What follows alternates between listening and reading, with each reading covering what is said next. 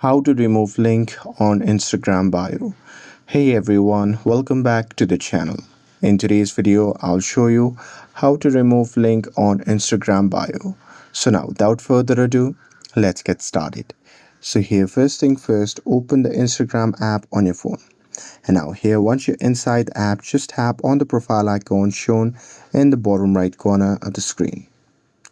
And now here once you're inside the profile section, just select the option labeled as edit profile. And now here once you see the interface like this, you simply have to scroll down and there you'll see the option labeled as links. So just tap on it. And now here on this section, you'll see the list of all links that you have added on your Instagram profile so far. So here to delete the link, what you have to do is you just have to select that particular link that you want to delete. And now here once you see the interface like this, just select remove link option. And here once you tap on it, a pop-up menu will appear. You can confirm your action by tapping on remove again. And here once you do it, the link will be removed from your Instagram profile.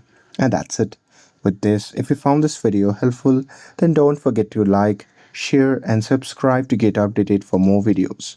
Thanks for watching and I'll see you in the next video.